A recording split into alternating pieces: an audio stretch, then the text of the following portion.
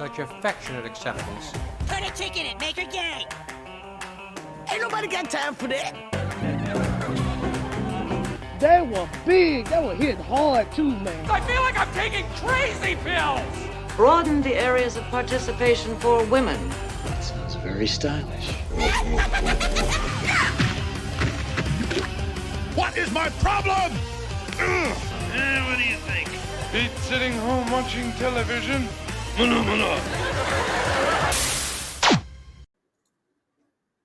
Hello, hello. How's everyone doing today? Go ahead and mute myself here. I'm getting some echo. Today was meant to be, after yesterday's abrupt ending, today was meant to be a bit of a kind of redo, so to speak, featuring, Nasser Rabadi's Creepsters. Yesterday, I don't know what happened. It was weird. Aliens, AI. I mean, we were kind of touching on AI a little bit. And lo and behold, all of a sudden, the stream is just canceled. So, yeah, I don't know. But we will not be silenced, okay? Well, unless the program kicks me out again. But who knows? Anyway, I'm here. Perhaps you are noticing that it is just me. In another bit of weird alien kind of happenstance, my guest, Nasser, unfortunately was attacked by the aliens. And so, unfortunately, they infected him with some sort of horrible plague. And he is unable to join us today. But I figured since I went ahead and scheduled a show, let's go ahead and persevere. And you can be stuck with my with just me, myself, and I on the stream today. Don't really have like a whole lot planned. We'll probably go over the Creepsters campaign again. Hello to the other person who just popped in. Thanks for joining this stream, this wonderful evening. But yeah, I had a couple things that I kind of wanted to just kind of share with you guys. I back a lot of projects. So I got a couple things in the mail and I just wanted to open up, and I thought that would be something fun to do. One of the things, though, if any of you have seen me do the Black Riding Hood reading, that was a lot of fun. That was John Malin's Black Riding Hood, and I couldn't help myself. I really liked the book a lot. So I went ahead and I really wanted John Malin's autograph. And I went ahead and picked up one of the ones that he was offering.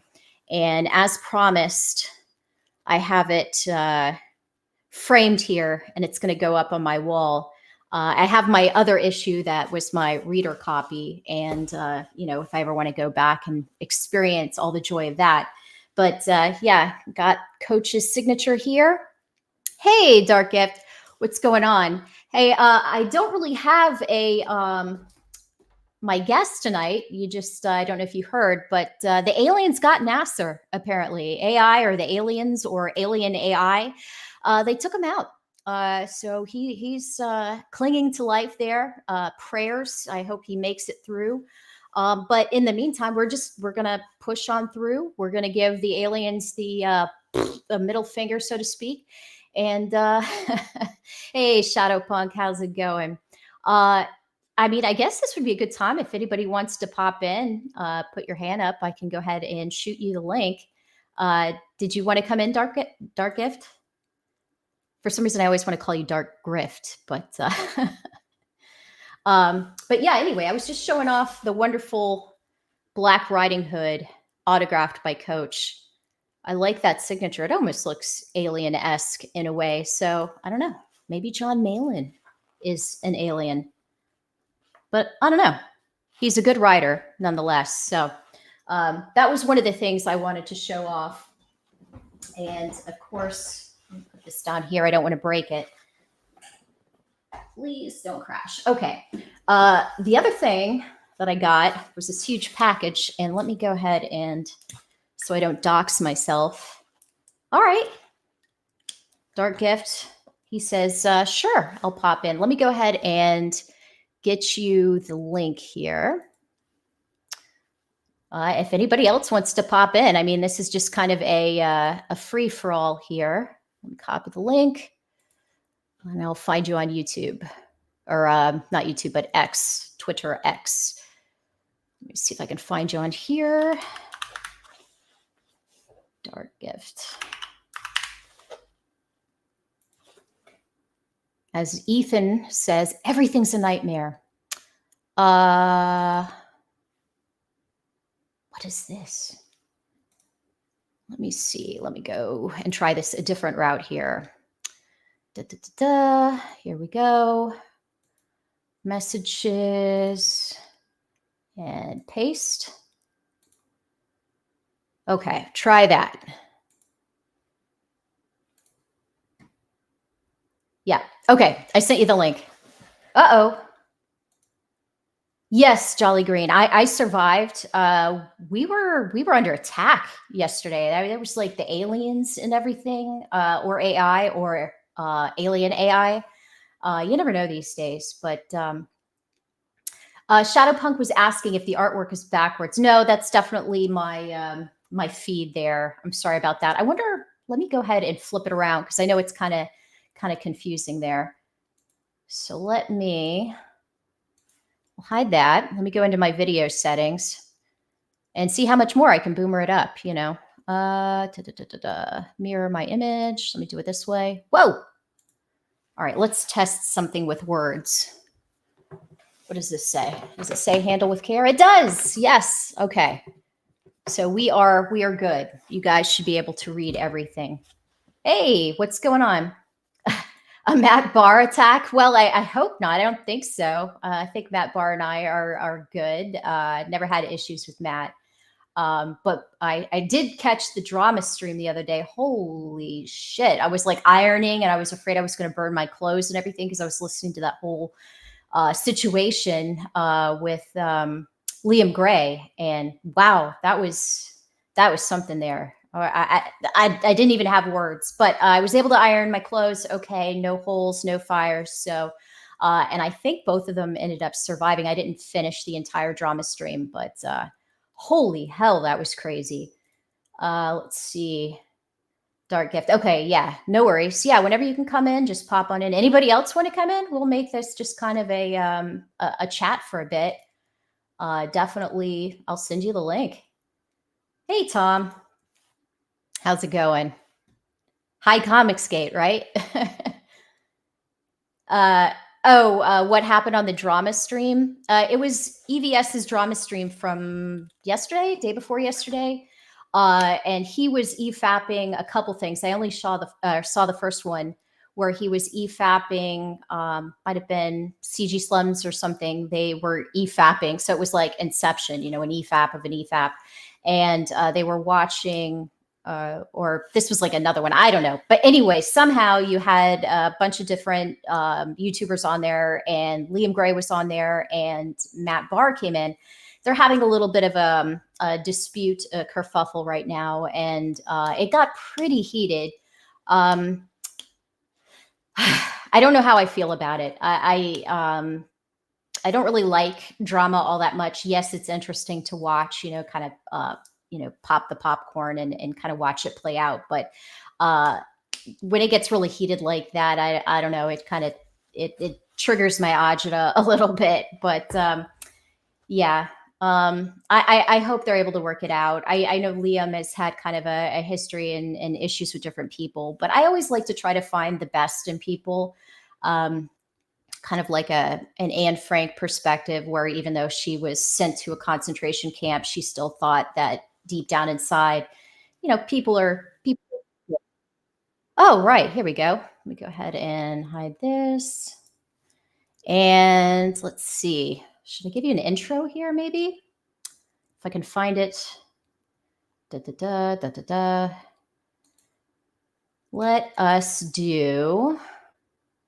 do this. Yeah, well, you know, that's just like your opinion, man. Hey, what's going on? Oh, Oh, I can't hear you, Dark Gift. I use Streamlabs, and everyone else uses Yard, so it probably switched your video, like the microphone or whatever. Try it real quick at the very bottom. They should have the settings there. Yeah.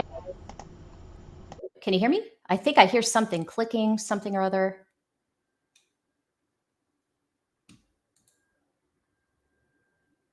Yeah, Streamlabs is just like the redheaded stepchild of everything. Can you hear me? You can hear me, but we just can't hear you. Oh, I heard a cough. Testing. Yeah, test. I boomered. No, trust me. I use this program, and when I had Nasser on yesterday, oh my freaking God. I'm like, he's like, I can't hear you.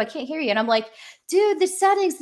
And like for 10 minutes. I use this too. I just didn't turn on my my audio device when I turned I turned on the PC. So it doesn't play nice. Everything was on, and I just was like, oh, let me hit the power button on that. I should and turn my microphone on, you know. So yeah, great. But I use this too. I love this too. This program. I prefer it over StreamYard. Yeah, nice to meet you finally. Yeah. Yeah. We kind of chatted a little bit today on X, Twitter. So yeah, it's great to meet you. And I am kind of looking for a co-host and everything. So who knows? Opportunities abound out there in the world of the internet. So yeah, how's it going? Tell me a little bit about yourself. About me. Yeah. Artist, musician, and bartender. That's usually what I tell people. Oh, I like the bartender part. Yeah. I've been in the restaurant business too long, but it's what I do. I've been part of Comiskate since the beginning, since before the pros came. And it's been an interesting ride.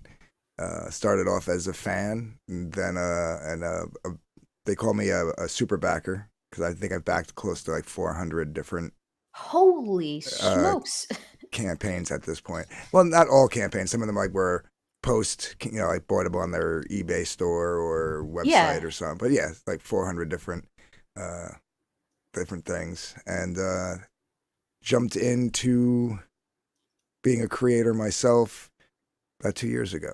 Mm-hmm. And now I'm actually publishing other people's stuff. So very nice. It's been a fun ride. Yeah.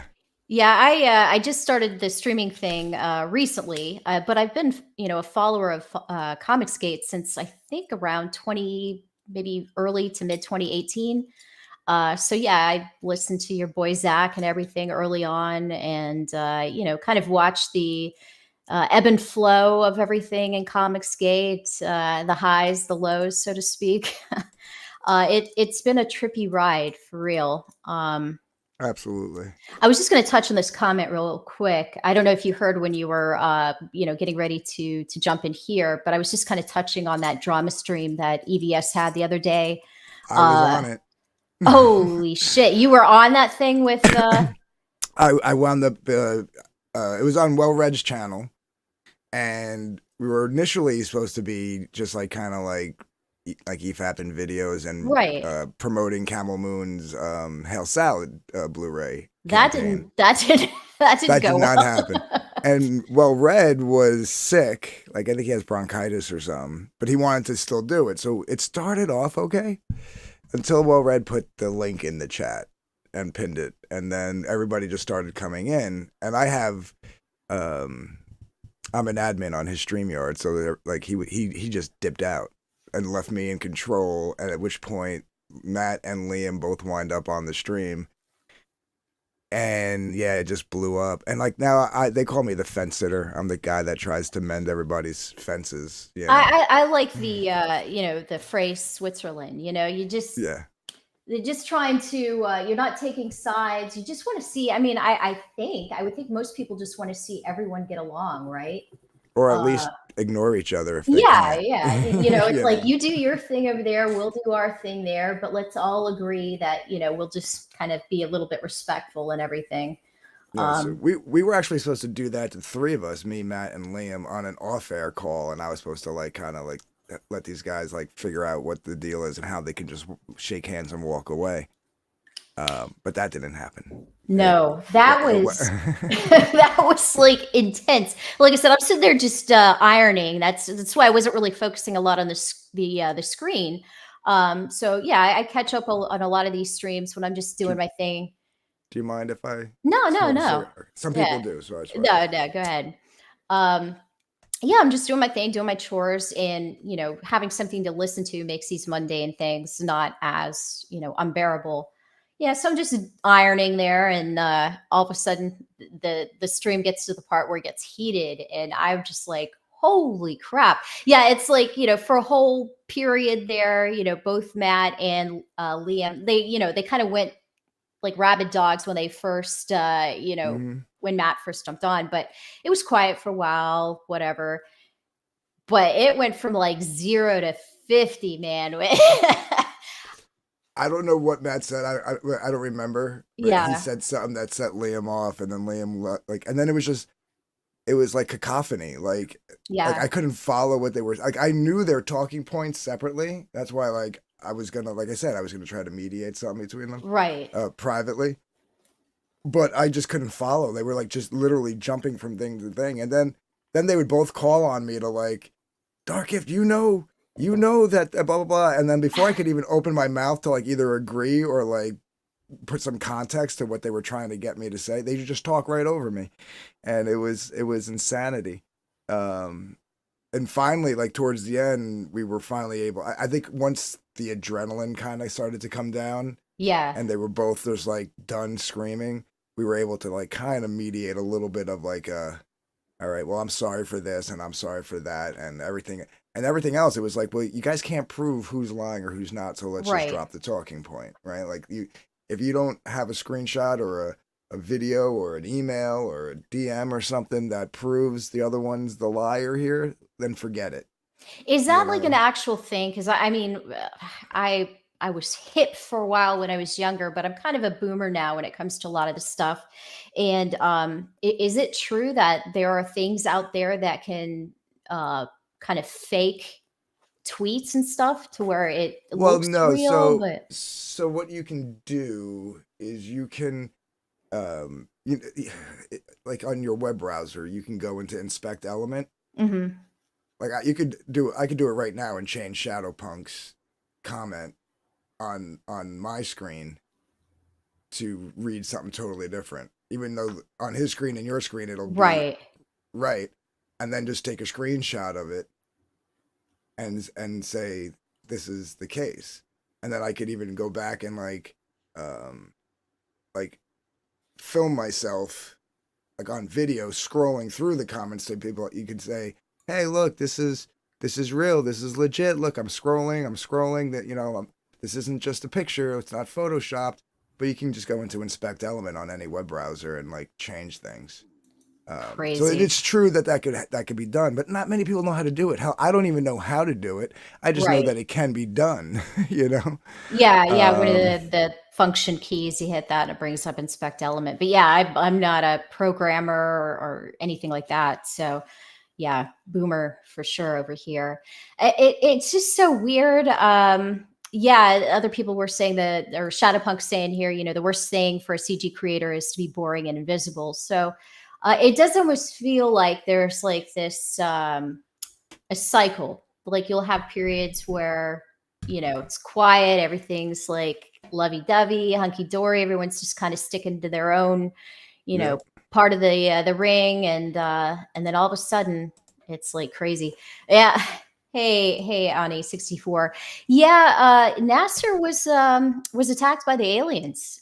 They got him, man. He he unfortunately succumbed to the alien virus, and he's sick right now. So thoughts and prayers that he gets better soon. And as soon as he kind of recovers a little bit, we're gonna circle around and have him back on the stream. But yeah, he tried yesterday too. He was really struggling. He's a trooper, but yeah, he just couldn't make it tonight.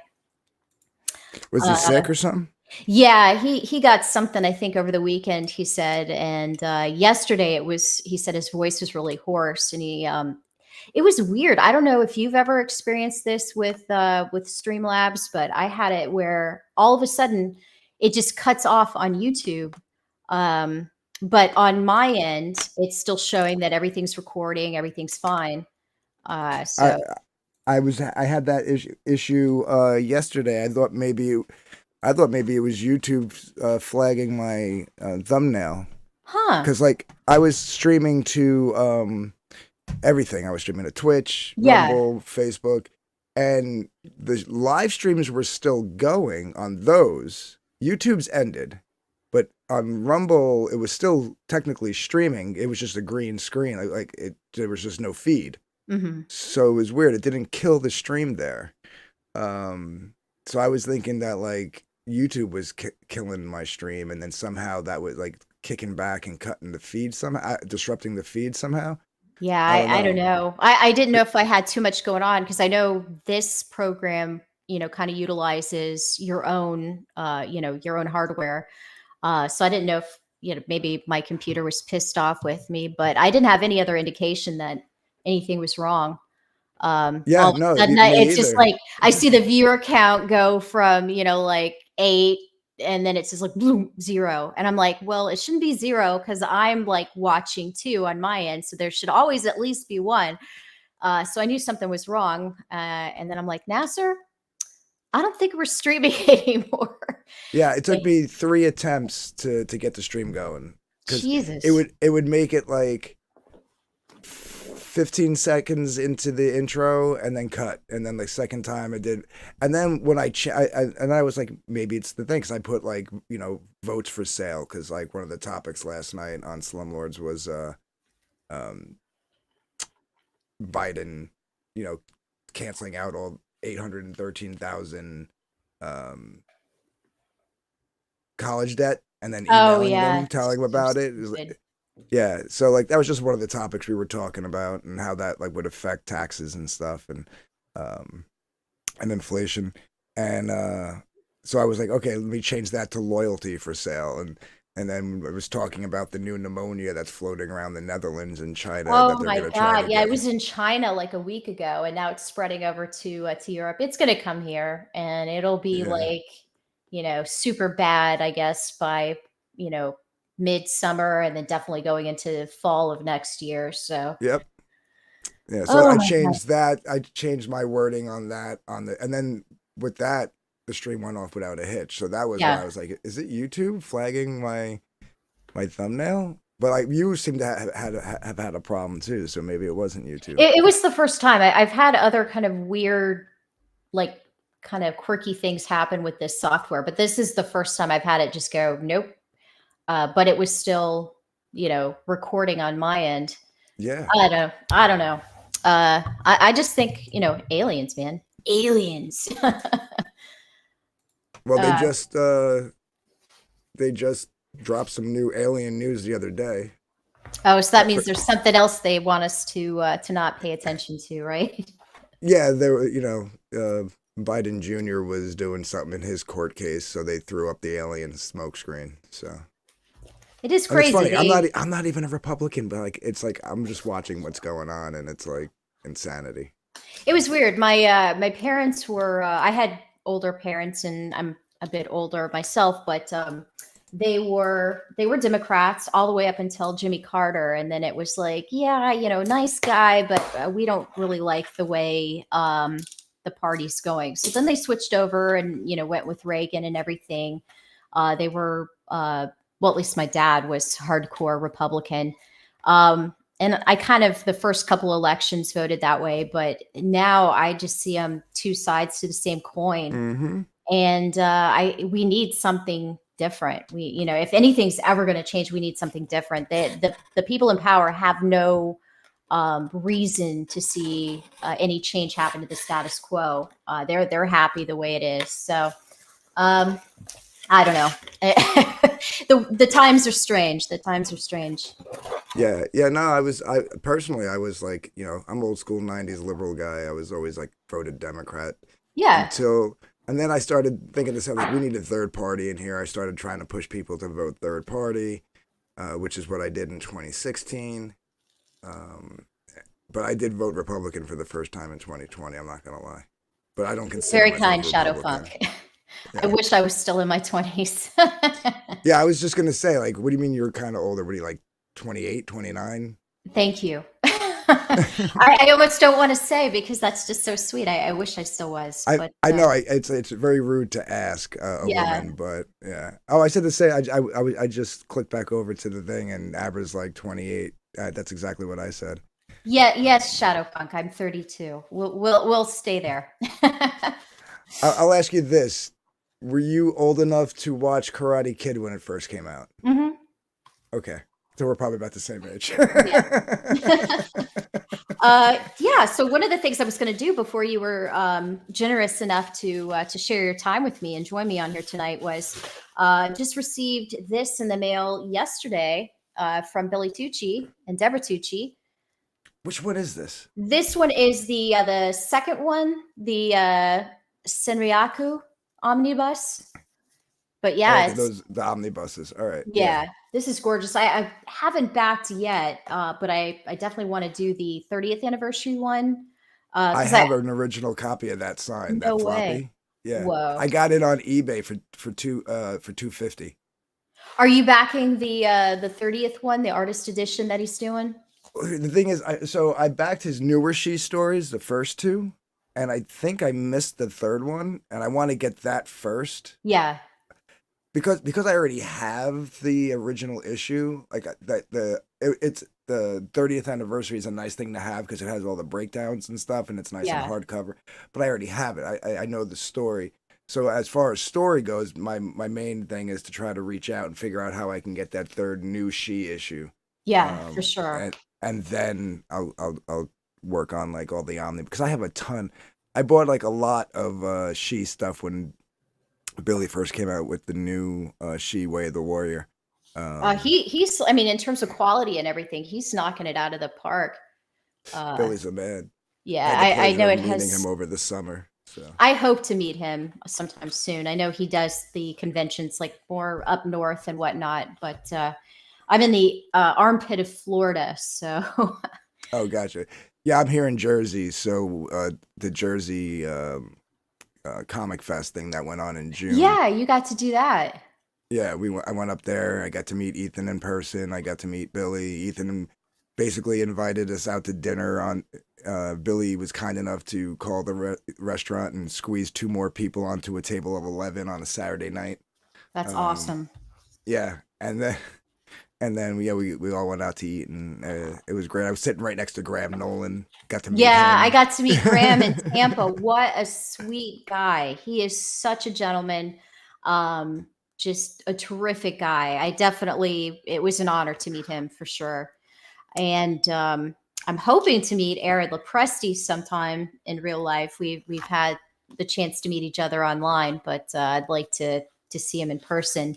And obviously EVS, that's like a huge bucket list for me. I did get to meet Cecil, trying to get him on the. Yeah, I met Cecil that night also. Cecil and Dan Fraga were sitting across from me. Andy Smith was over there. Oh, no way. It was Graham next to me, then EVS, then Tucci. And then we were all like eating steaks, and like I had a huge steak, and I was like down to like the last 6 bites, and Graham was kind. He was like, "You could do it, man. You could finish that steak." And then Tucci just he leans across and looks down the table. He goes, "You finish that steak, or you don't come out with us next time." Oh no, no pressure, right? Yeah. So I had to finish the steak. But no, it was a fun time. I don't know who I'm telling you. I call him Don Tucci now. He pulled some stuff off that night with the restaurant. I'm in the restaurant biz like 30 years, and to squeeze 2 more people last minute on a party of 11 to make it 13 on a Saturday night was one thing. To show up an hour early for the reservation and go, "Yeah, we want to sit now," I'm like, he's not gonna be able to do this. And they said no, they couldn't do it at first. He has that charm, and he probably greased some palms there. But yeah, they were like, "Go have a drink in the lounge." So we did. We all went in. We ordered a drink at the lounge. We all got our drinks. We all paid. We all did toast. We took our first sip, and the manager comes over. He goes, "We got your table ready." I was like, "Who the hell is this guy?" Yeah. Like, who does he know? Probably told him, "Hey, we're gonna tip really well." So And yeah, we did, yeah. it'll be worth your while to do that. Yeah, definitely want to. I'd love to do the Garden City Comic Fest next year. I think that would be a lot of fun. It was kind of my husband and I were kind of like, well, one or the other, and we picked Tampa just because it would be a little bit more manageable for us to drive down there, Closer to home and stuff. yeah. And I had a really good time. I know that there was some fallout afterwards, but during the show and everything, it was great. It was so nice to see everyone and see some of the other fans. Comicsgate has some really, really cool people part of the group. So I got to meet hey, Manticore, this past weekend. Hey, Manny, yeah. How you doing, pal? Yeah, she was up, I guess, for the holiday weekend. She's got like friends and stuff for and then she also knows a couple of CGers who live in the area. Yeah, I know like Vaughn Coleman. He lives in the town he grew up in is the town that my restaurant that I work at is in. So we've talked and we got to meet at Jersey also. So they hit me up Sunday. They're like, "We're going to Jay and Silent Bob's over in Red Bank. The comic shop, Kevin Smith's comic shop that he has over in Red Bank, oh New wow, Jersey." Yeah, I didn't know he had that.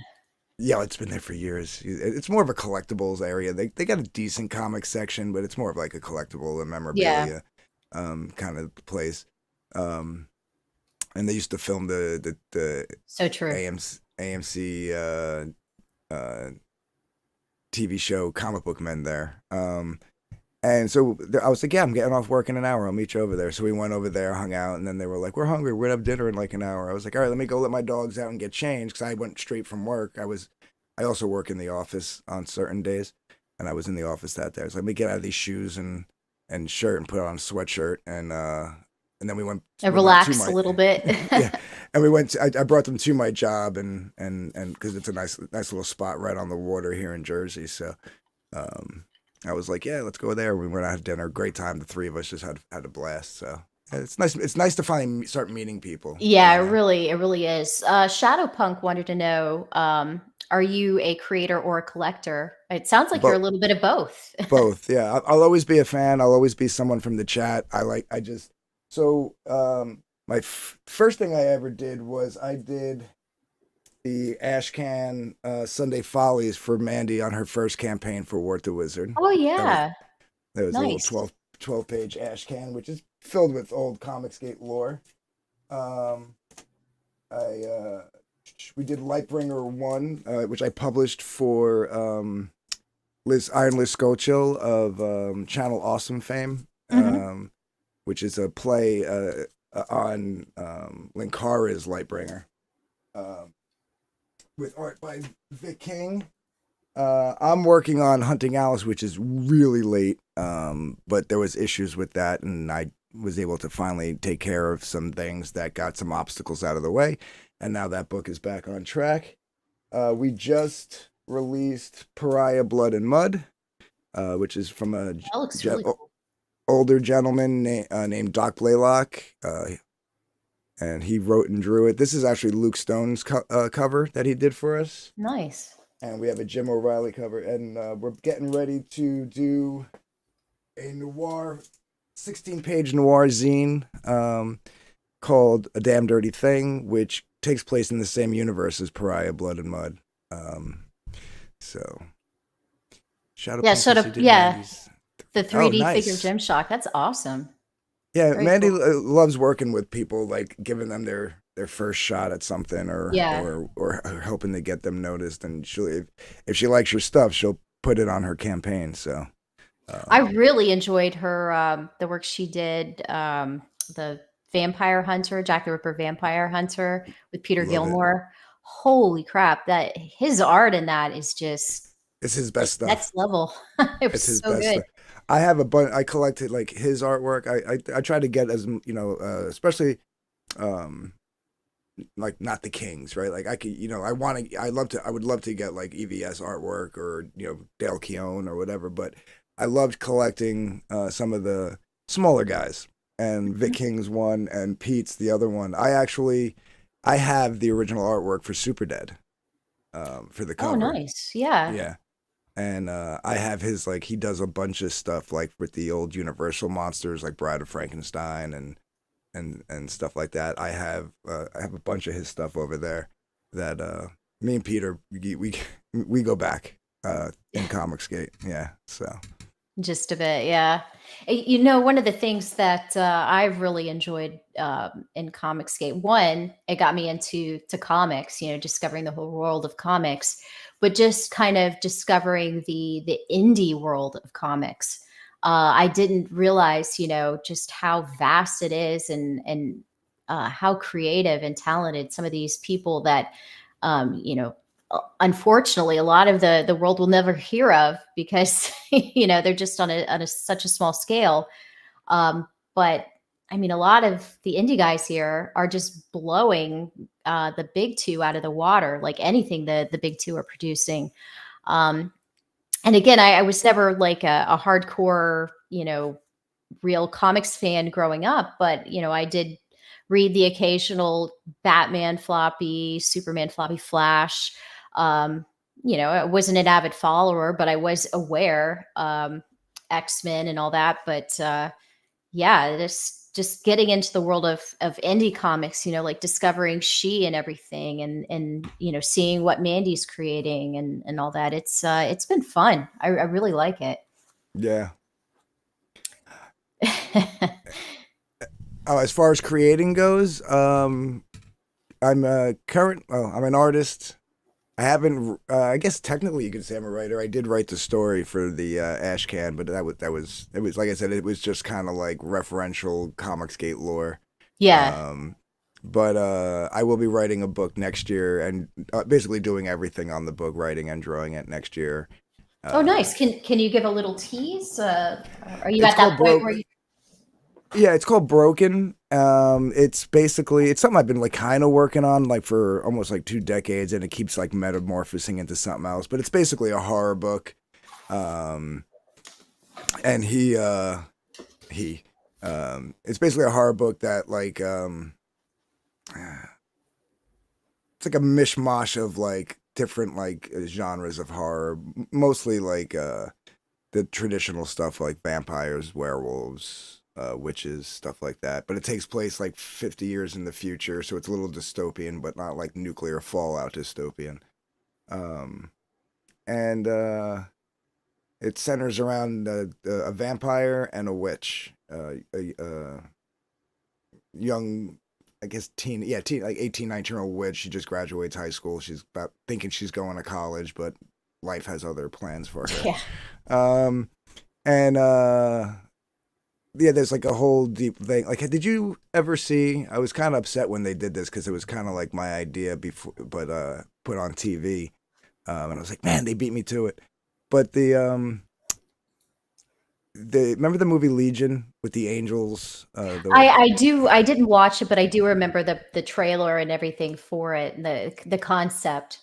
Yeah, and there was a TV series that followed called Dominion, which was basically like it followed continued the story of the movie, and in it there was like little pocket cities, where it was like a safe haven for humans, and then like the rest of the wastelands were like where like the roaming angels were, and that is like basically the same concept. There's like pocket cities.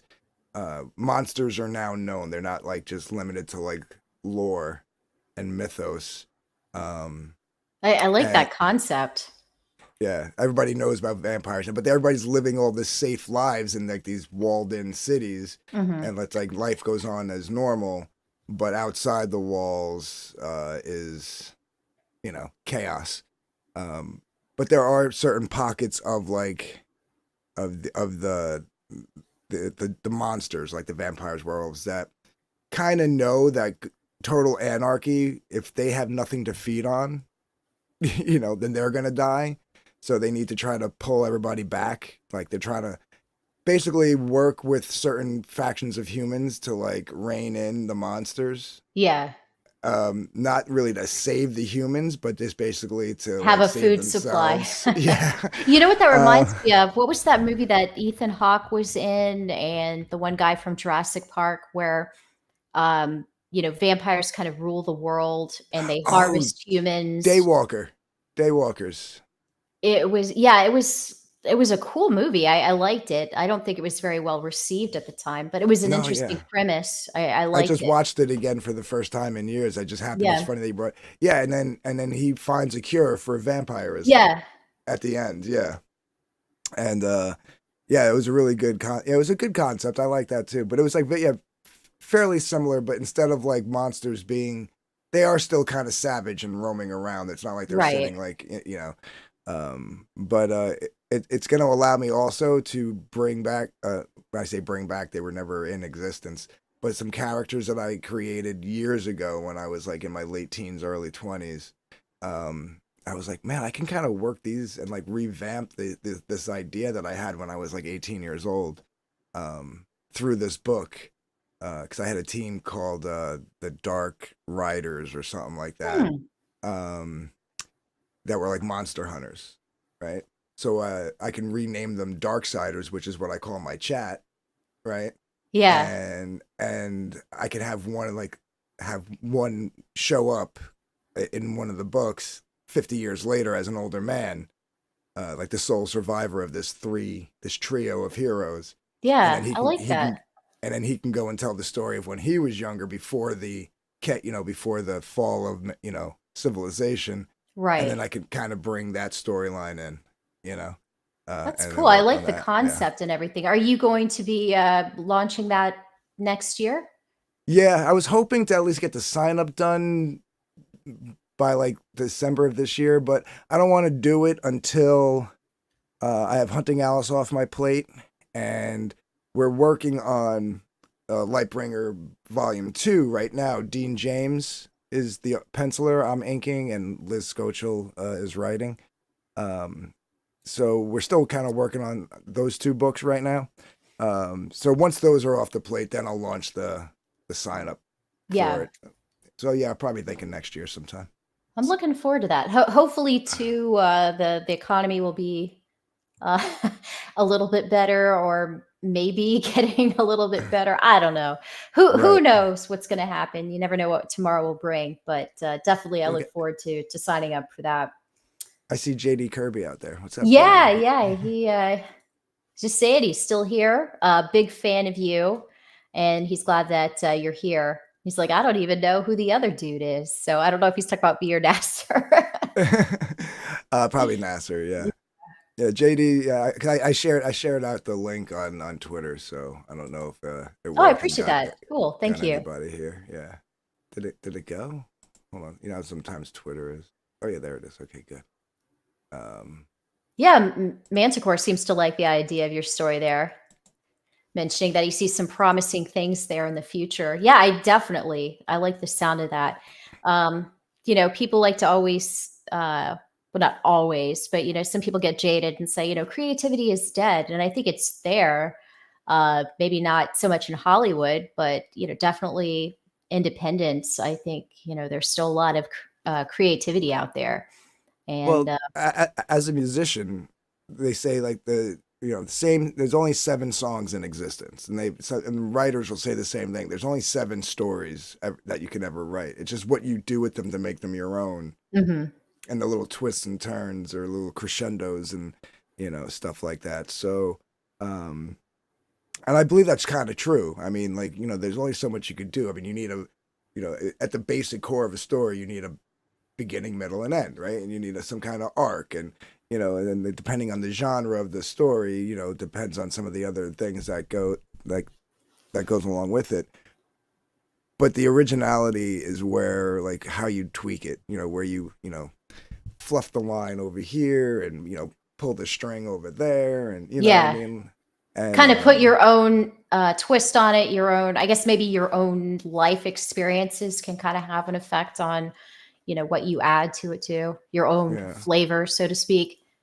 I hate remakes like that. I'm getting sick of movie remakes and stuff, because it's like, I get it. It's it was kind of cool like 20 years ago when they did like one of the first remakes of. Well, I mean, I guess they've been doing remakes for years, but right, especially like with everything is a remake now. It's like, I'm gonna remake this, I'm gonna remake that. It's like, why?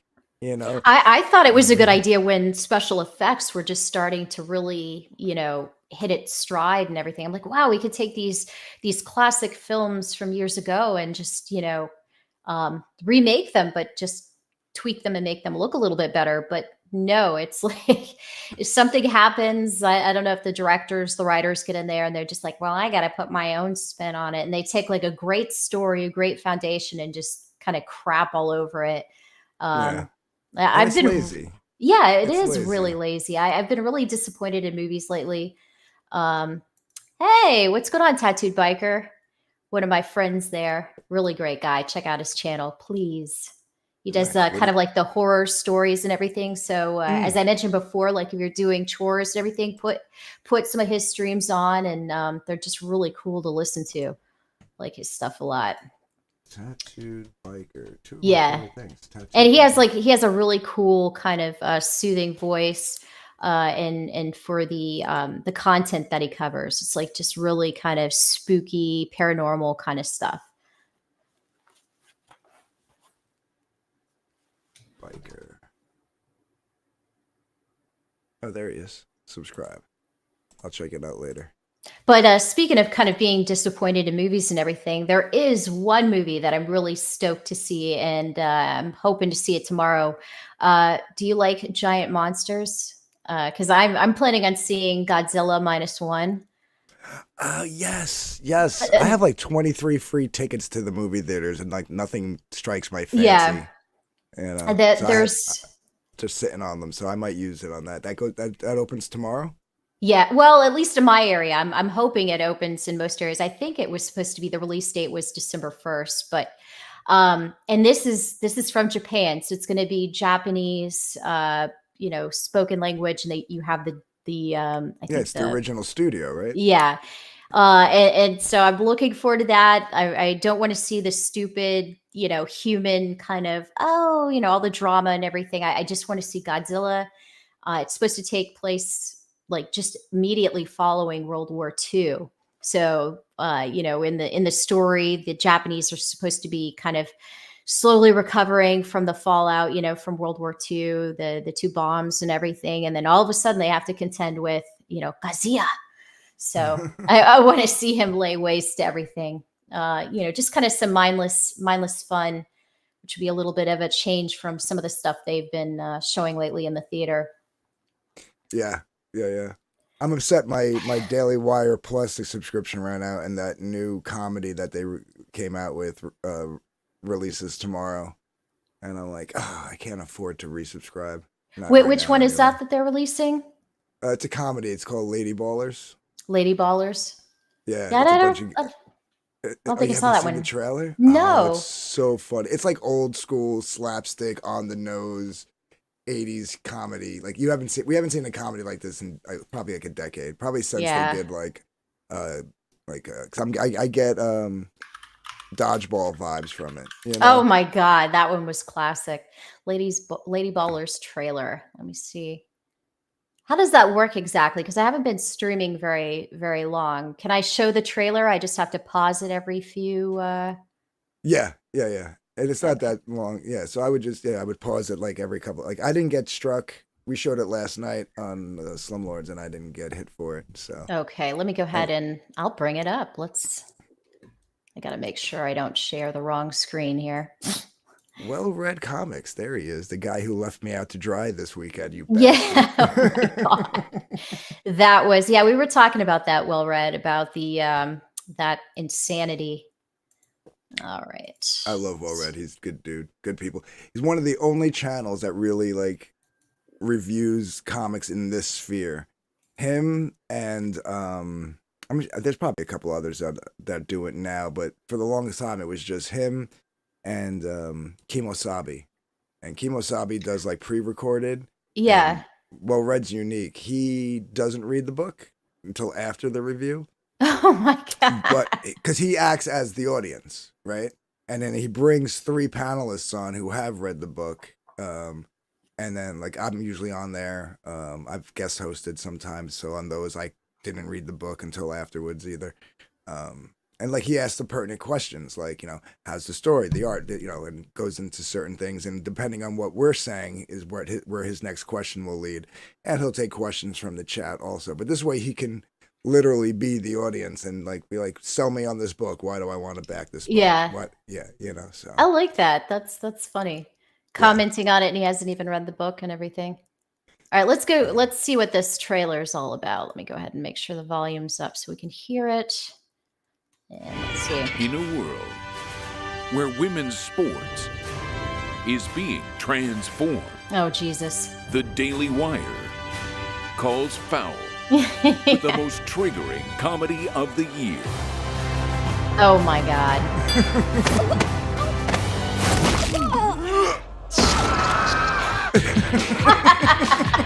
Guys, this is serious. Sports can be your pathway to a better life. Well, like yours?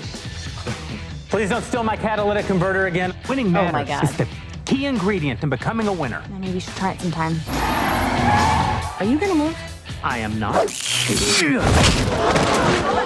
Let's cut to the chase. I know you're not a woman.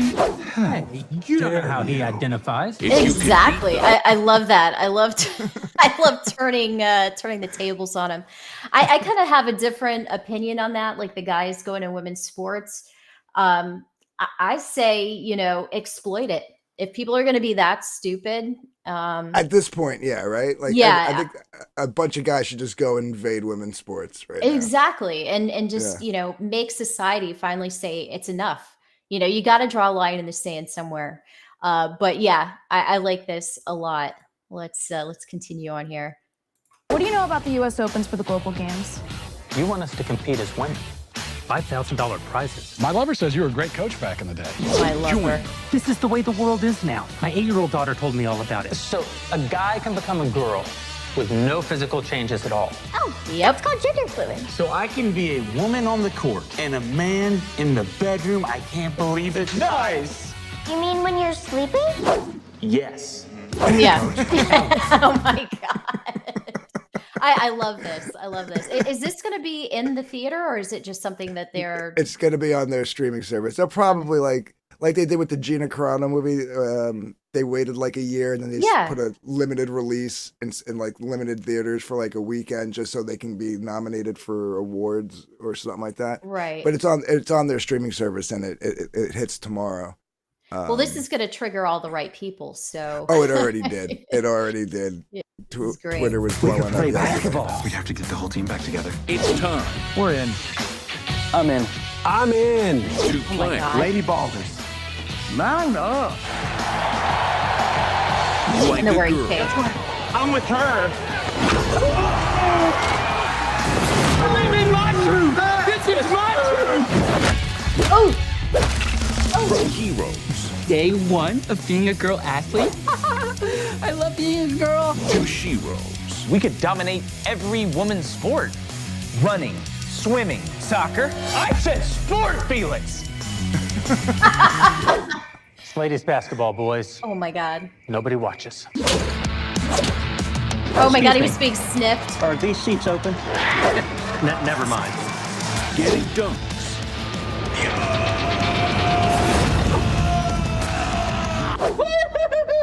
And tucking God. trunks. No, she didn't.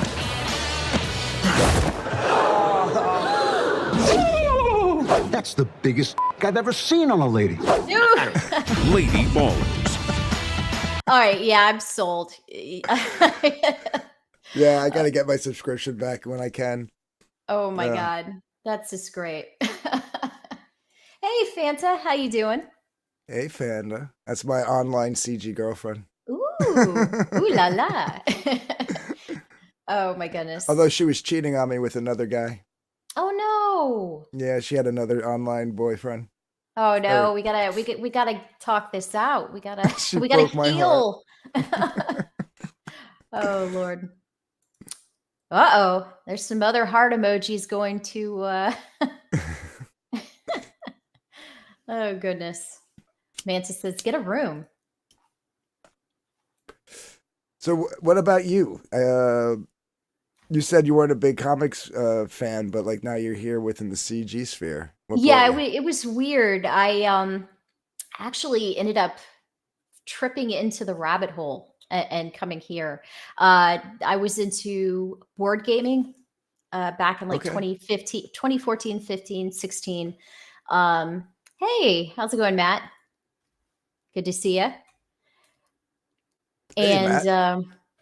so I was into a game called Dice Masters, and that game was kind of similar to Magic the Gathering, but instead of just using the cards, you had dice. And the dice, depending on what you rolled, would represent different abilities and everything. Very, very nerdy, geeky stuff.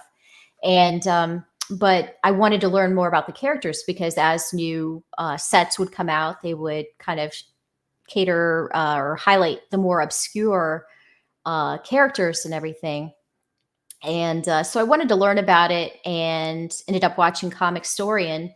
And, it was kind of cool because I could click on him, find out a little about the character, some of the big story arcs and everything. And then, of course, YouTube being YouTube, it has the suggestions. And so it had Captain Cummings on there. And that's when I guess I first started noticing that things were getting a little bit weird in the world. And I didn't get into the whole Gamergate thing. I didn't even really know that was a thing until afterwards. Yeah. But yeah, I started noticing like with movies and stuff, and a little bit with it was just starting in board gaming at the time. Things were getting a little bit weird, but it was just kind of like on the periphery. It hadn't really invaded everything yet. But as I started watching more of Captain Cummings, and then it suggested your boy Zach. And so I started watching there, and then I'm like, and he started showing how the comics were kind of being ruined. And I'm like, well, that kind of sucks. I'm just kind of learning about these characters, and this is what they're deciding to do, to the characters. This is really strange.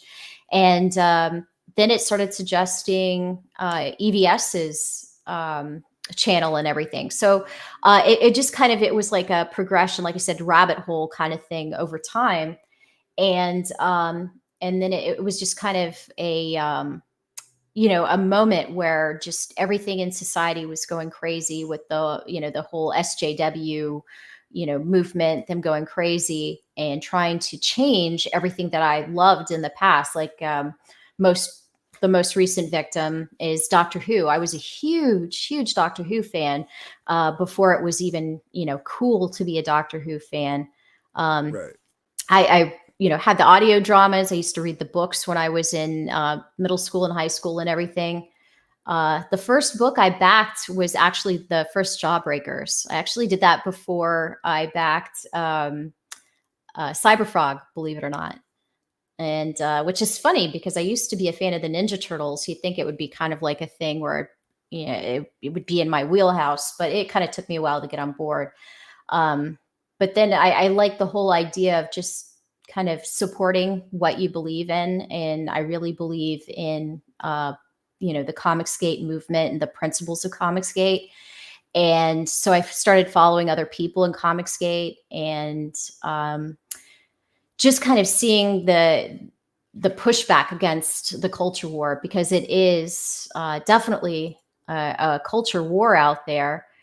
And Ethan's whispering draw streams in the basement is where I spawned in. Yeah, those were interesting streams for sure. But yeah, it just kind of, with that umbrella guy and everything, I liked what he was doing, book for his daughter, something wholesome that he could give to his daughter. Yellow Flash, when he just started out and his channel was small, he would go in there with the knife and, cut up a rubbish comic and everything. So that's kind of where I stepped into the world of comics. And from there, at first I bought them to just kind of, be supportive. But then, as I started reading them, I'm like, there is something to this comic book world. These stories are really compelling. I like them a lot. And over time, just kind of became a fan of comics, at least indie comics. And the rest is kind of history. Yeah. I dipped out of comics in the early I think the last comic I bought, like mainstream wise, was 2002. Oh, wow. And then I started getting like But I would check in, like I would watch like different videos, like nobody's in specific, but I would like check in with what was going on in the comic world and stuff. Yeah. I didn't like where they were going. Like I wasn't digging like the new 52 with DC. The stories at Marvel were just getting like just lame. They were still holding on to the nostalgia of the early 90s with like the big flamboyant art and no real story. Like it was just pointless garbage, really. So this was even before like the infestation of like woke SJW shit. It was just comics lost me the way they were going. And like I said, I would check in and I would watch random videos here and there. And then I caught wind of Zach and a couple of other guys. And then it was probably right around, I guess I got into like with EBS because I really, he was coming up. Even though I actually had Cyberfrog from the 90s, I didn't know who Ethan Van Sciver was. Cause wow. Like I worked. How did you find that? Was that just like one of your comic store finds going through a bin? Yeah, I worked at my local comic shop from like the ages of like 13 for like store credit till like I was 18, where I was actually getting paid. And yeah, they were just there. They were like in the quarter bin. I just picked them up because, like you said, they reminded me of turtles, and it just kind of looked fun. And they just sat in one of my long boxes all these years. So when I met Ethan, I actually got him to sign them.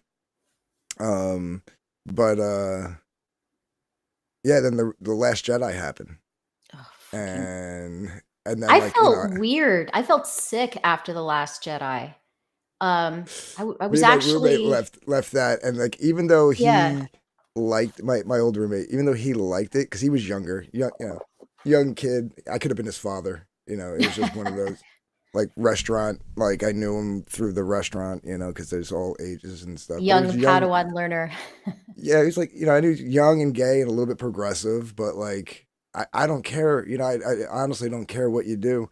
I'm old school, like I said, old school liberal. Yeah, you do you, I'll do me, and But we would argue about stuff like this because he was like real fed into like the narrative and like even when like Trump won in 2016, I mocked it a little bit. Like I was like, I didn't have TDS. I was like, this is the kooky guy from the TV. He's going to be running the country. It was a weird time for sure. But it was interesting too, because something like that had never happened before. So it was exciting. But the thing that I didn't get about the ones that were suffering from the derangement syndrome was you do understand that there are elections, every 4 years. So it's like, it's not the end of the world. That's what I said.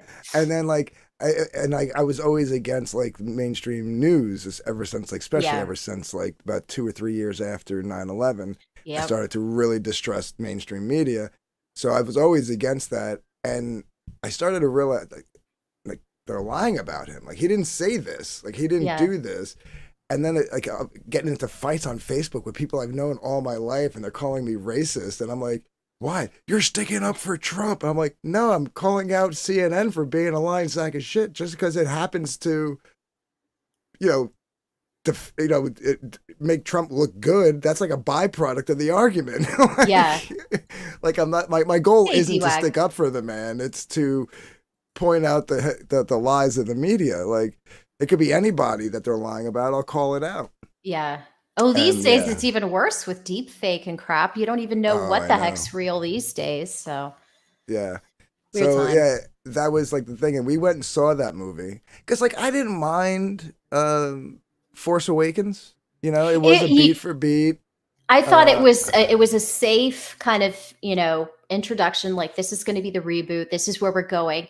They set up so many things that it was there. Like you just had to follow what you set up. You had the idea of Finn, leaving the stormtroopers and having kind of like a crisis of conscience and everything. It was so interesting. And he could have been a Jedi, but no, they had to go the stupid Mary Sue route. And I realized that Force Awakens was what it was. It was nostalgia bait, but it was to get people excited again. And they had all the good will and everything of the people. And then they just, wow. I think the one bad thing that movie did was kill off Han Solo without That teaming him up. was Yeah. such a mistake. Like, I know Harrison Ford wanted that to he wanted that to happen in Return of the Jedi, but like they didn't do that. Like, so I know you kind of knew that maybe you'd get one, maybe, you could have filmed scenes for Last Jedi while you filmed that with him, and this way he didn't have to come back. You know what I mean? But like had one or two scenes, like the opening scene is him with Luke and Leia, and the three of them are together again finally on screen. And then he saves everybody. Right. He sacrifices himself. Don't make him a bum again. That was I'm getting like PTSD. Right. But I mean, horrible. for the most part, I was like, all right, with Force Awakens, I was like, all right, it's like you said, it was safe. It was a beat for beat, a New Hope. Yeah. Like, let's see where they go with this. And then that came out and we left the theater. And even my roommate was kind of like, I don't know about that one. He wasn't I didn't he didn't feel hate good. it as much. Yeah, he didn't hate it as much as I did, but I was like, no, that's not, right? And of course, that's where I stumble into Geeks and Gamers and World Class Bullshitters and Ethan and then I put it's two like and two you're not together. crazy. There are other people that are Yeah. seeing this too. Yeah, you're right, Manticore. Unfortunately, Star Wars is dead. I think Star Trek is dead. Doctor Who has just been it was killed, resurrected, only to be brutally massacred again. What did they do? They brought back a doctor? Has that ever happened before? I don't really watch Doctor Who. I know what they did with the 50th anniversary special, they kind of implied. Are you familiar with the concept of regeneration? That the doctor, the character, when he is close to death, his body is able to transform kind of like in a whole fresh new body. And that was the way that they could, explain casting a new actor in the part of the doctor. But so they did indicate that it is possible, down the line that the doctor could, try an old face again. So, but really they brought back the old actor, David Tennant. He was probably the most popular actor in the new rebooted Doctor Who. So fans were kind of cautiously optimistic and thought, wow, this is great. They're bringing back one of the most popular doctors in the new run's history. They're bringing back the showrunner that rebooted this series because it went off the air in 1989 and really only clung to life through audio dramas and books and whatnot. But so we were kind of hopeful. And then the showrunner starts running his mouth and saying all these really like SJW progressive things, and red flags started sounding. And then they took one of the most iconic villains ever. Are you familiar with the Daleks? Those little kind of robot creatures that go around with the plunger and they're like, exterminate. Well, the creator of the Daleks, Davros, he's probably one of the most iconic, villains in Doctor Who history. And one of his trademarks is his lower half is part Dalek. So he has the I guess like the mobility unit of a Dalek. And he's scarred, he's old. You can tell like he's kind of done some really crazy experiment stuff on himself to kind of prolong his life. And Russell T Davies, the showrunner they brought back to save the series after they had that horrible Jodie Whittaker woman, I didn't even watch the show during that period. But Russell T Davies was like, yeah, we can't have Davros in that mobility unit anymore because that's a wheelchair. He's a wheelchair user. That's just, it associates disability with villainy. Because I guess apparently everyone who isn't disabled looks at disabled individuals and automatically assumes that they're villains. Like I don't know how mentally ill you would have to be. It's like it's like saying an orc is a black person. Yeah, like I think it's the people just projecting, their own beliefs and everything. Right. I never looked at Davros and thought, oh my God, all people in wheelchairs are trying to make a mutated race to eradicate every other species in the galaxy. But I don't know. Here's the thing, right? They go so far that they overlook the negative thing that they're doing, right? So he's saying, yeah, associates people, handicapped people or whatever term you're allowed to use nowadays. Yeah, who knows? Differently abled people with villainy. But so now I heard they made him like that he can walk now, right? He's got legs and he's stuff. not disfigured. They made him essentially look like a member of the SS. It's like, World War II baddie. Wears the black uniform, with the black. So they were boots subconsciously ableist. They were like, we can't have somebody in a Right. wheelchair. We need somebody with legs. Right, exactly. It's unbelievable. It's the same actor that played him previously, and this is what's really weird is the showrunner Russell T Davies that just did this. He was the one that brought back Davros, in the I think around 2006 or 7. Or no, it would have been about 2005 in the first place, and brought him back, and he was all cool. He was like old Davros, but just updated, with modern prosthetics and effects and everything. It was really cool.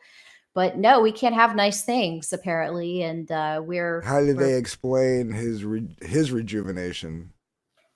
It's didn't? This is what it is. People were thinking, it's before his accidents and before, he got injured and all that kind of stuff before he started, I guess, doing different, mutations or replacements on his own body. But no, this is just Davros. This is who he is now. I did a video, just a really quick video kind of talking about it. And the showrunner, God, he's such a pompous ass. He's sitting there talking about it. And I know the finger over there is the 2-fingered salute that, here where we have the one finger, but he's sitting there talking about this is who Davros is now, blah, blah, blah, deal with it. And he's sitting there like doing this, it doesn't mean anything in British culture, but I kind of got the feeling he was like, F you, you Americans or whatever. But yeah, this is Davros now. This is who he is. Deal with it. It's like, wow, screw you too, buddy. Right. Yeah. It's these people, they don't think it's all about looking good, right? Yeah. Just like Elon Musk actually said, he's like, people are trying to look good while doing evil. Yeah, it really is. Just the pointless virtue signaling. Look at me. Look how progressive and wonderful I am. And that's like the whole trying to make. Did you see the Santa Claus in the wheelchair thing that Target did? Yes. And then right below it on the show. I mean, they did. Granted, they did have white Santas. Yeah, they had all the different ethnic versions of Santa, so, which is fine. I can have your representation of Santa, but why he's like a magical being. Like, why put him in a wheelchair? Yeah, he can make reindeer fly for God's sake, but no, he has to stay in a wheelchair. Well, here's what, if I was a kid and saw that, my first question was like, how does he get to the roof? Yeah. Right. Well, it flies, I guess. The reindeer pull it. Does he even need the sled? Did they just hook him up to the wheelchair? Like, because like, how does he get down the chimney? Like, like, do we have to build a handicap ramp up to the roof now so I can get my toys? What are we doing? If you do not build a handicap ramp into your house for Santa Claus, you are an ist or a foe. That's it. Yeah. It's so like I don't care. I'm sure like, like you said, like in Harlem growing up that people probably said Santa was black and, singing and whatever. I got no issue with that, but it's like the wheelchair thing was funny. And, and like the gay nutcracker. Oh yeah. What was that about? Like, there's a hidden message there, and if there's no hidden message, there's definitely a joke there. Holding the trans flag, and it's a nutcracker. Yep. Like, is that somebody's sick joke? Somebody that made that was like, I'm just going to get this one by. Like, what I mean? Like, let's just get it by. Yeah. Right. Where's his old ass putting the presents without the sled, DG? Come on, man. Well, you just put a basket on the back of the on the wheelchair. I think it just needs to be a jazzy chair scooter now. I mean, that's what Santa does. Strap some magical rockets on it. There you go. Yeah, just give him one of those, like, it's Target, right? Just give him one of the scooters that the fat people use when they're going around Target. Yeah, I've never seen anyone. Well, who just who looked like they legitimately needed that mobility scooter. It was more like, whew, I'm getting winded. Let me use this mobility scooter. Yeah. Oh Yeah. my It god. usually is just like some overweight person using it, and it's like, no, you should walk. You need to walk.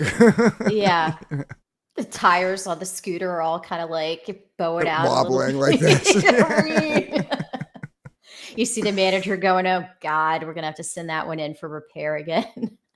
I see Manicore's got a good creative idea, a wheelchair accessible sled. So like the door opens on the sled and he can park There the you go. wheelchair in the sled. I like it. And then lock Pop the that wheels in into place. the suggestion box at Target for sure. That's a Yeah. winner right there. That'll be next year's their highlighted Christmas selection. Well, right in the along. new Disney Christmas movie that they got coming out, I don't know if it's going on Disney Plus or theaters. I didn't even bother to pay that much attention, but they've got like literally a kid from every like ethnic race, and then Santa is Danny Glover. Danny Glover's playing Santa.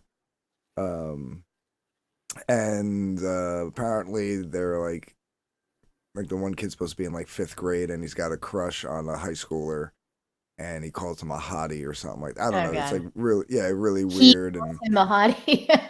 yeah. So you could call a guy can call another guy a hottie as long as they're gay, but like God forbid you had a guy call a woman a hottie Yeah. in a movie, then that would be sexist. But the woman could call the guy the hottie. Yep. Yeah. Yeah. So Yeah, equality goes out the window when, the tables are turned. It's a funny thing how that works. I was just watching a movie, what was it, 6 Days and 7 Nights. Horrible movie with Anne Heche and Harrison Ford. I remember. I didn't watch it, but I remember that. Yeah. It's bad. It's cheesy. It's an Ivan Reitman film, which I'm surprised. He did Ghostbusters, so I would think it would be decent, but I don't know. It maybe it was one of those write-off movies or something, but yeah. I don't know. I don't know where I was going with that, but it was so bad. That about the male gaze and everything. So Harrison Ford is Harrison Ford, and has all the male swagger and charisma, and he's looking at her and she's getting all bothered and everything, excuse me, how dare you look at me?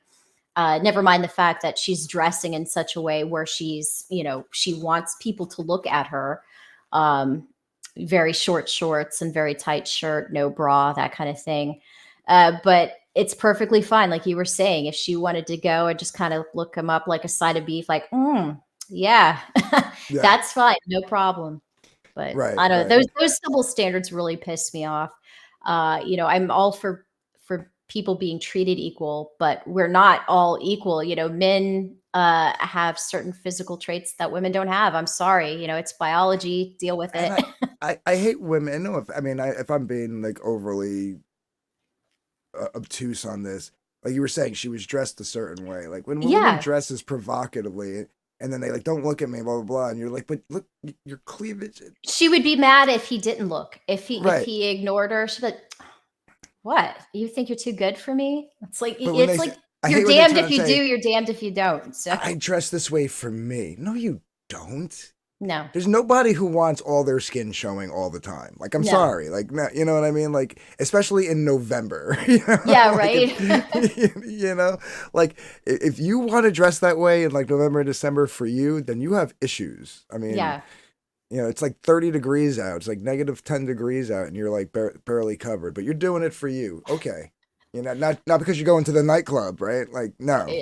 I don't know. It's like, The come whole on. thing. I think I was born like a few decades too late. I don't know. I like the concept of men being men, women being women. Call me an ist or a phobe or whatever, but I like the differences. I like being a woman. Sometimes I feel that way too, but other times I'm like, no, I enjoyed growing up in the 80s. I think that was the Yeah. perfect time to be a kid. Yeah, Like, it was. we got to go from literally Atari 2600 to like The Super Nintendo. Xbox 360. Like, you know what I mean? Like, Yeah. like we've got to see, I remember listening to 45s as a kid. Got my first cassette tape, CD player, and then MP3 player. You know what I mean? Yeah. Like it was the perfect time. Toys were the best. Like I could kill somebody with my Tonka truck. Like if they put, you know what I mean? Like they were metal Tonka trucks that you could kill somebody with. You know, like there was none of the safety crap. You know, 90s was the best time to be a teenager and in your I rode 20s. in a car. I rode on my mom's lap when I was little. We just had we had an old car, so it was just the lap bar. I didn't have, or not lap bar, the lap belt. And yeah, nowadays kids are in like practically a capsule, like the Jiminy capsule, like they're coming back from space or something. They have to sit in the back seat till they're like 14 years old. It's like, what the hell is this? Let your kids break some bones and get some bruises and live life and be people and chip a tooth. We literally sat in the flip-up seat in the back of the station wagon. Oh my God. Facing out the back with the window open, like basically hanging out the back of the car as kids. Yeah. Oh my God. Hey, Times how you were doing, so Jason? different. Unhinged is Oh, Jason yeah. Bascom. Yeah. Great artist. Yeah. Yeah, he used to hang out with when I was on with the 80s Maid. He'd come on and chat and chill. He'll have to come on sometime. I'm probably going to wrap it up here. Going to hang out with the hubby a little bit, but I just want to say I was going to come on and chat. I didn't want to just leave everyone hanging when I had the stream scheduled and everything. And Nasser was trying to make it, but like I said, unfortunately, the cold just kind of got the better of him. So we're going to try to circle back around and have him on again. If people can, definitely check out his project. I loved the first Creepsters. Has that manga vibe and everything. Yeah, I backed it. Yeah. I got my chomper too. I love the little guy. And the pizza, the monster pizza puppet looks pretty cool too. I didn't get that, yeah. But I know he could rub people the wrong way sometimes. Yeah, here we go with F. Nasser. That's kind of part of Comicsgate lore too. But Nasser, yeah. One thing I respect is the kid. I mean, he produces work, and maybe he has some personality quirks, but he puts out good stuff. I love what he did with Donald DeLay, the Brutus the Badass, book 1 and 2. I missed book 2. I'm so pissed I missed book 2. If you get a chance, if they do like a catch-up thing or whatever, I'm hoping they do a third one. I really enjoy the series. I love the humor in it. It's just kind of my type of humor. Very Lobo-ish, yeah. Yeah. Definitely pick it up. But yeah, we'll circle around with Nasser down the line. But thank you so much for joining me, Dark Gift. I really appreciate it. Absolutely. I've seen you forever in the chats and everything, and it's nice to finally, meet face to face and kind of have a chance to get to know each other and everything. But yeah, we'll go ahead and call it a night and everything. Thank you everyone for joining. Thank you so much for sharing the link to Dark Gift, and I think Manacor said he shared the link too. Really appreciate everyone stopping by. I know you just popped in, Jason, or at least maybe you were lurking for a while, but definitely thank you for stopping by. Matt, thank you for stopping by. My buddy, Tattooed Biker. Again, please, everyone, sub to his channel. You won't regret it. He has really cool kind of paranormal shows that he does, and you'll love listening to his voice. Really cool stuff to put on in the background. Manticore, it was nice meeting you in the chat. Maybe I'll have you on sometime. Everyone, thank you so much for tuning in. And Dark Gift, I hope to see you again sometime. Absolutely. Anytime. All right. Let us end it with, there we go. 50 sets off of me. I've had enough. Get the hell out of my house. In Jesus' name, I